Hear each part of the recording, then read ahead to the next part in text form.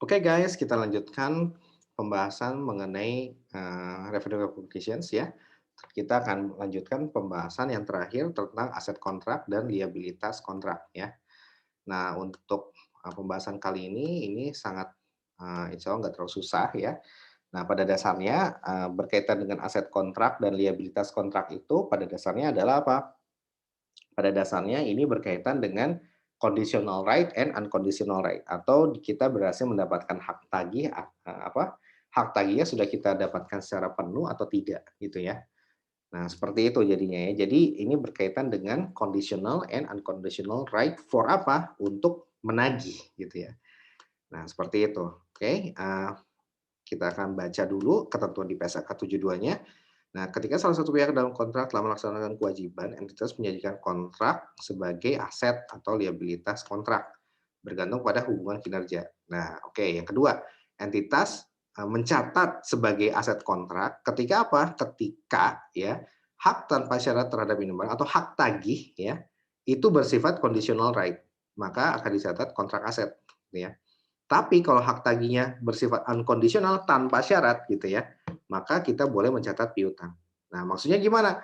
Maksudnya adalah seperti ini ya, maksudnya adalah seperti ini. Ini yang kontrak aset dulu ya. Nah, kontrak aset itu jadi contohnya adalah seperti ini ya, saya pindahin videonya ke bawah.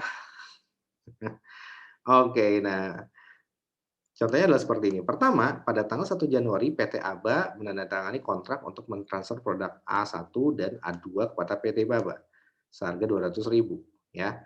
Nah, di sini ketentuannya adalah bahwa pembayaran tidak akan terjadi sampai produk A1 dan B2 dikirim ke PT Baba. Nah, berarti gimana? A1 tambah A2, tambah B2, maka ini akan sama dengan dia baru bisa mencatat sebagai AR gitu ya.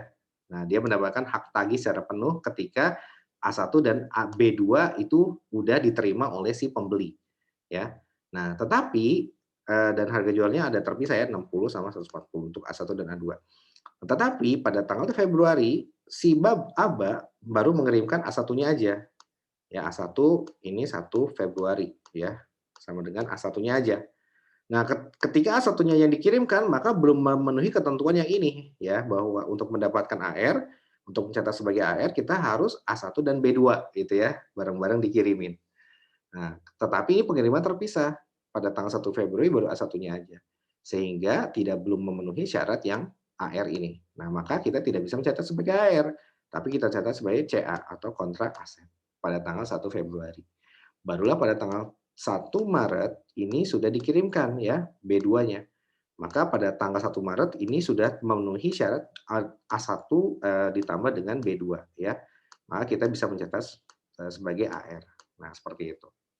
Nah, itu maksudnya kontrak aset. Jadi yang dimaksud unconditional right adalah hak tanpa syarat. Artinya apa? Ketika kita bisa menagih, nggak ada syarat lagi. Pokoknya ketika semua syarat telah terpenuhi, kita memiliki hak tagih sepenuhnya. Itu pada saat itulah kita mencatat sebagai AR. Tetapi kalau haknya masih kondisional, ada syarat-syarat lain yang harus dipenuhi oleh penjual, ya berupa apa? Kalau dalam hal ini posisinya di tanggal 1 Februari. Nah, haknya apa? Syarat lainnya? Syarat lainnya adalah belum terkirimnya B2 gitu ya, kita harus mengirimkan B2. Nah, ketika masih syaratnya kondisional, maka kita tidak boleh mengakui adanya AR. Nah, seperti itu ya. Tapi kita mengakuinya adalah kontrak aset ya. Seperti itu. Nah, dari sini kita bisa jurnal langsung pada tanggal 1 Februari kontrak aset 60.000 pada sales revenue ya. Untuk mencatat produk yang B2 produk yang A1 ya, nilainya 60.000. Nah, barulah pada tanggal 1 Maret kita mengakui AR penuh AR-nya ya 200.000. Nah, kita balik kontrak asetnya. Nah, kontrak asetnya adalah 60.000. Nah, dan kita mengakui tambahan sales revenue ya B2 ya 140.000. Dan jangan lupa COGS dicatat ya. Nah, karena terjadi penjualan. Oke, nah sekarang apa yang itu kontrak aset. Nah, sekarang kita baca pengertian tentang kontrak liability ya. Nah, kapan kontrak liability terjadi? Ketika pelanggan membayar imbalan sebelum entitas mengalihkan barang jasa ke pelanggan. Jadi pada dasarnya kita nerima duit dulu, tapi kita belum kirim barangnya gitu. Kita catat sebagai kontrak liability atau kita sebut juga unearned revenue gitu ya. Nah, oke. Nah, contohnya gimana? Contohnya seperti ini.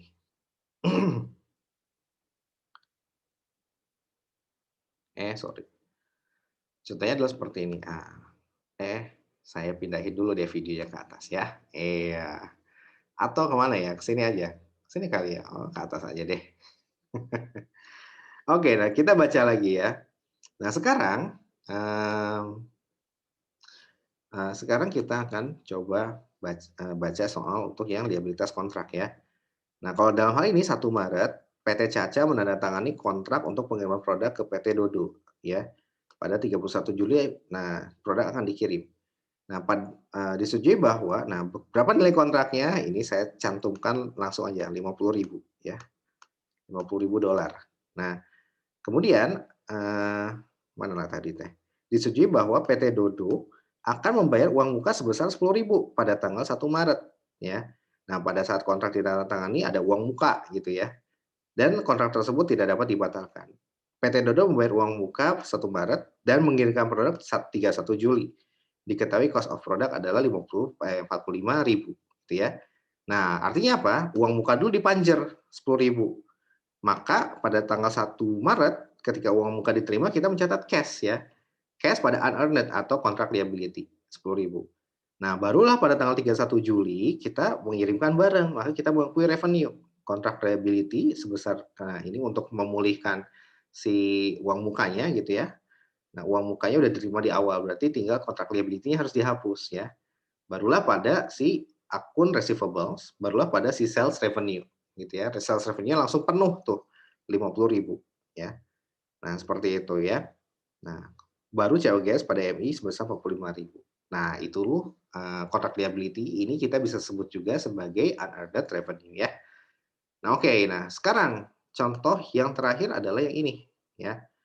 Contoh yang terakhir adalah yang ini, PT Telkom mengikat kontrak jasa internet ya kepada pelanggan pada 1 Juli. Nah, pelanggan berlangganan untuk kontrak selama 12 bulan dan akan mendapatkan handphone PT Telkom. Nah, ini pelanggan akan membayar Rp160 setiap akhir bulan sesuai kontrak dan menerima handphone segera setelah kontrak disetujui. Artinya per tanggal 1 Juli ini dia akan memberikan handphone gitu ya.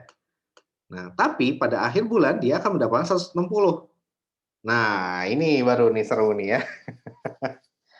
Nah, di sini PLT Telkom menjual handphone yang sama dengan harga 700. Nah, artinya ada HP dan juga ada yang jasa internet ya, jasanya, ada servisnya, jasanya. Nah, oke, HP-nya cost-nya 700, jasa internet cost-nya adalah 140 per bulan. Nah, PT Telkom ini tahun buku 31 Desember. Nah, sekarang pertanyaannya, ada berapa performance obligations ya dalam kontrak ini? Jawabannya adalah ada 2 performance obligations. Satu apa? Yang pertama adalah mengirimkan HP. Yang kedua adalah apa? Mendeliver jasanya gitu ya, seperti itu. Nah, sekarang kesulitannya adalah apa? Berapa harga transaksinya? Price-nya adalah 160 ya, setiap akhir bulan. Jadi 160 ini udah meng-cover HP dan jasa internetnya. Nah, gitu ya, dan 12 bulan. Berarti kita harus tentukan dulu harga transaksinya ya nanti ya. Oke, kita analisis berdasarkan 5 step process, kontraknya dulu. Ya, ini kontraknya telah terjadi selama 12 bulan ya. 5 kriteria udah terpenuhi, bersifat memaksa, ada hak dan kewajiban yang timbul. Nah, kita lihat performance obligations-nya ada berapa? Ada 2 ya, 1 HP, 1 jasa ya, selama 12 bulan jasanya ya. Nah, jadi HP kapan terpulihkan? Kapan terpenuhi? Ketika kontrak ditandatangani, HP langsung dikasih. Nah, pada saat kontrak ditandatangani, HP udah bisa kita jual gitu, udah bisa kita catat sebagai sales revenue. Nah, akan tetapi si jasa internet masih belum gitu ya. Nah, si jasa internet masih belum ya. Kapan jasa internet diakui? Ya pada saat akhir bulan. Nah, jadi ada 2 kondisi yang a little bit complicated ya. Kapan pengakuan HP dan kapan pengakuan jasa. Nah, itu isunya. Nah, tapi sebelum itu kita harus tentukan dulu berapa harga transaksinya.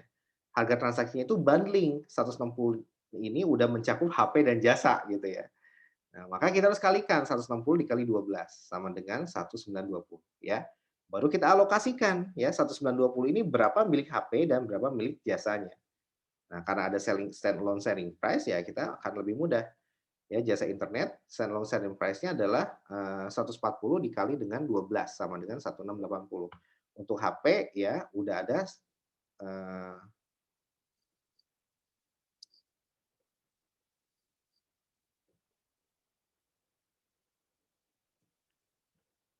Untuk HP standalone sharing price-nya adalah 700 ya. Oke, nah ini 700 sudah ada ya. Nah, kontrak jasa internet yang identik. Nah, ini price kalau dia, tanpa bundling 140 per bulan ya. Nah, tinggal 140 dikali dengan 12, hasilnya adalah 1680 ya. Kemudian HP-nya itu price-nya adalah 700 gitu ya. Nah, seperti ini ya. Nah, ini yang ternyata ini terus terang ini saya, pernah membeli ini di IM3 ya. Jadi waktu itu, saya mau beli kartu IM3 untuk yang pasca bayar. Nah, ternyata ditawarin, "Pak, banding aja dengan HP." Ini pas banget nih contohnya ya, contoh yang nyata yang saya lakukan di lapangan. IM3 bukan promosi ya. Oke, nah dari sini, dan memang benar di IM3 itu ada price list-nya, ada jasanya sendiri dan ada HP-nya sendiri gitu ya. Tapi ketika bundling itu jadi lebih murah. Nah, maka di sini yang harus dilakukan adalah price allocations ya, alokasi harga. Ya, dari 1.920 ini ya harga bulanannya, ya biasanya kita langsung setahun sih. Nah, baru nanti kita, kita alokasikan ke masing-masing performance obligations, ke HP dan ke jasa. Nah, gimana dengan menggunakan standalone selling price? Ya udah tinggal langsung aja, tinggal ditambahin 2380 ya tinggal dibagi 1680 dibagi 2380 hasilnya 75,59%, tinggal dikali dengan 1920 hasilnya adalah 1355. Dan untuk HP 565 totalnya adalah 1920. Nah, kalau udah seperti ini, kita langkah terakhir yaitu apa?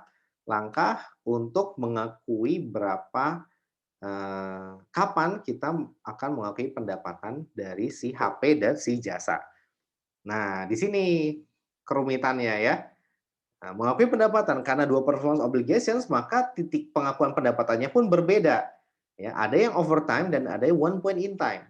Ya, kapan yang one point in time? Si HP one point in time. Kapan kita akui? Pada saat, nah kita lihat ya, 1 Juli. Ya, kenapa 1 Juli? Karena pada saat 1 Juli si HP dikasih pada saat kontrak ditandatangani kan ada keterangan di sini ya. Menerima handphone segera setelah kontrak disetujui, ya, seperti ini ya, kontrak disetujui. Ya, oleh karena itu pada saat kapan kontrak disetujui? Ya pada tanggal 1 Juli ya, ketika ditandatangani. Maka HP langsung dikasih, gitu ya. Nah, saya pun demikian, saya langsung tanda tangan kontrak dulu dengan AM3 ya. Tapi saya nggak nyimpen kontraknya ya, kontraknya udah nggak tahu kemana, tapi AM3 masih nyimpen, ya tentunya. Nah, setelah itu apa? Setelah itu kita akui berarti HP akan terpenuhi performance performance obligations-nya pada kapan? Pada saat kontrak ditandatangani. Pada saat kontrak ditandatanganin, setelah itu baru dikasih HP-nya, gitu ya. Nah, maka HP akan kita akui sebagai sales revenue per tanggal 1 Juli, ya.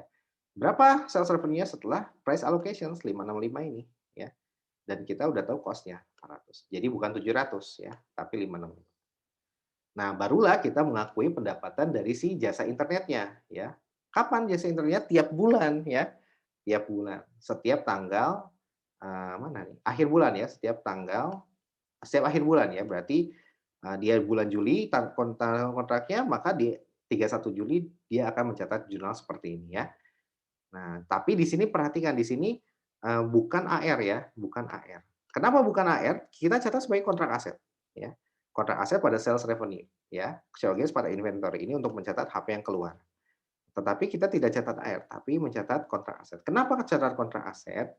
Karena masih conditional right, JR, belum unconditional, ya. Kok tahu, Pak? Karena lihat tanggalnya 1 Juli. Kapan kita berhak menagih? Kita berhak menagih setiap akhir bulan. Kenapa? Karena di kontraknya 160 ini akan ditagihkan setiap akhir bulan gitu. Nah, seperti itu ya. Nah, akhirnya artinya apa? Ketika di awal Juli kita belum memiliki hak tagih sepenuhnya, ya. Hak tagih sepenuhnya akan baru muncul ketika di akhir bulan saja, ya. Di akhir bulan setiap bulan selama 12 bulan ke depan, gitu ya. Nah, oleh karena itu kita catat kontrak aset, ya.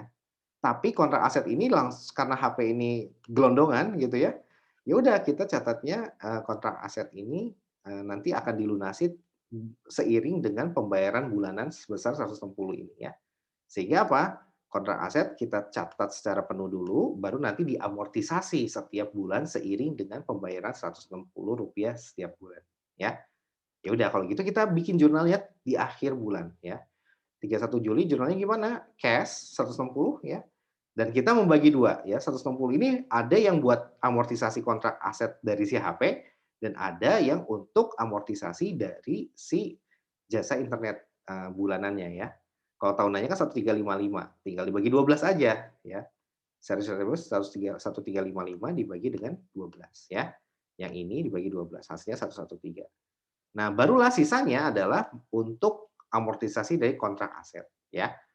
Nah, 565 dibagi 12, 47 ya. Kenapa demikian? Kenapa harus diamortisasi? Ya, karena apa? Karena ada di kontraknya dia melekat ke pembayaran bulanan sebesar 160 ini, ya. Nah, artinya apa? Artinya si HP, kontrak aset ini akan teramortisasi, ya. Teramortisasi, ya karena memang kontraknya itu karakteristiknya dia dibayar 160 tiap bulan, maka mau tidak mau si kontrak aset ini harus kita amortisasi setiap bulannya, gitu ya. Mengikuti pembayaran 160 ini, gitu ya. Sehingga apa? Sehingga nanti totalnya ini, eee, udah udah lunas gitu ya, kontrak aset akan, terhapus secara otomatis ketika di akhir bulan ke-12. Nanti kalau kita totalin, kita akan mendapatkan cash sebesar 565 ini. Jadi nanti ini akan diganti dengan cash ya. Kalau kita totalin setelah, dari bulan 1 sampai bulan ke-12 ya. Nah seperti itu. Nah ini, lumayan agak muter-muter ya. Agak muter-muter ya, tapi mudah-mudahan bisa dimengerti ya. Demikian, semoga bisa bermanfaat. Jangan lupa tetap sehat dan juga tetap ceria ya. Semoga bisa memudahkan teman-teman untuk mempelajari tentang revenue recognitions untuk AKM ya. Semoga bisa bermanfaat. Saya Pak Eci undur diri. Thank you very much for watching me and listening to my explanations. Until we meet again pada in the next videos. Don't forget to like and subscribe. Okay? Thank you very much guys. Assalamualaikum warahmatullahi wabarakatuh. Dadah.